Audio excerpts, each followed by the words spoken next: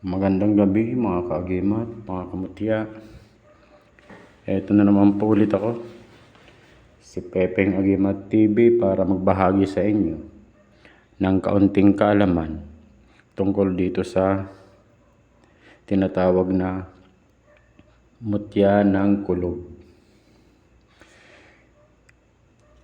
Siguro guys ay pamilyar na sa inyo itong batong ito, itong mutya ng kulog. Ito po ay nakukuha pagkatapos ng halimbawa yung mayroong mga bagyuhan, may mga malakas na ulan. Pag may nakita kayong malaking puno, halimbawa puno ng akasya, doon kayo magtitingin-tingin. Kasi yung mga ganito, yan ay doon yun sa may bumabagsak ang mga ganito sa mga malaking puno na gagaling. Hindi ko rin alam kung sino nagbabagsak ng mga ganito, pero tunay po yun. Dahil ito po ay dati marami ito.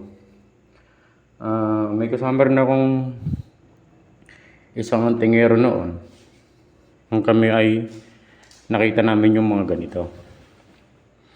Kami namulot, marami-rami rin napulot namin, pero sa dami na rin po ng mga nanghihingi, kaya ang natira sa akin ay bali 4 na lang.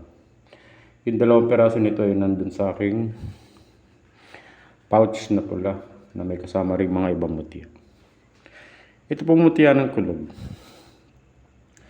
Ito po'y pinaniniwalaan na nagtataglay ng kapangyarihan sa kabal. Sa kabal, kunat ng katawan, pangkaligtasan. Ito rin po'y makakaiwas ka sa mga masamang balak o tangka sa buhay mo pag nagtatangan ka nito. Ito rin po'y pinaniniwalaan na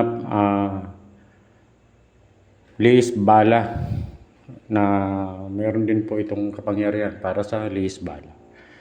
Yun bang kung halimbawa may barilan man o babariling ka, kung siyempre bigla ka nakarinig ng barilan, akala mo kung sinong binabaril, hindi ka tinatamaan, pero yun pala ikaw na.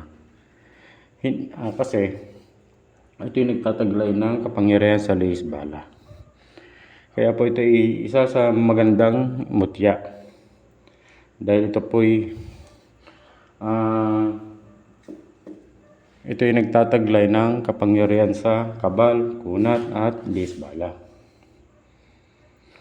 Ito rin ba'y pinaniniwalaan na nagtataglay din ng pampaswerte. Kagaya po pampaswerte sa buhay, sa trabaho, sa negosyo.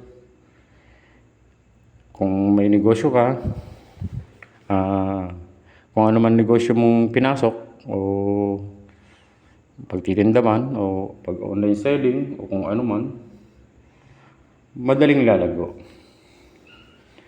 Dahil ito po ay nagtataglay ng kapangyarihan sa pampaswerte. Kaya po ay kung kayo halimbawa nagkaroon ulit ng mga bagyuhan, ulanan, ito po'y madali lang makakita ganito basta titingin-tingin ka lang sa ibaba ng mga punong malalaki. Tunay po yun, sinasabi ko.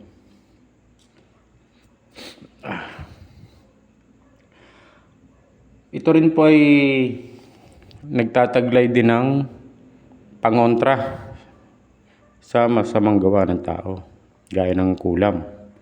Ito po ay napakainam din ng pangontra. Kaya po ito ay napakagandang itangan. Tsaka titingnan nyo na lang kung gaano ba ka imposibleng gawin ng normal na tao ito. Isipin nyo kung sino bang tao magtsatsaga ng ganitong, gagawa ng mga ganitong bilog-bilog na to, na kung ito'y normal na ba to. At saka, ibang klase ba to ito, hindi basta-basta, ibang klase siya. Hindi mo maintindihan kung marmol o normal na ba to, o kung ito'y kristal. Ibang klase siya. Para siyang perlas na para siyang makintab na ano rin, madulas. Pero pag kinuskus mo siya sa ano niya, kahit ikuskus mo sa ngipin mo, para siyang perlas. Yung bang para siyang dumidikit. Sana po may natutunan kayo sa aking binahagi sa gabing ito. Maraming salamat po sa aking mga bagong subscribers. Sa mga dati ko ng subscribers na walang sawang sumusuporta sa akin, maraming salamat po sa inyo.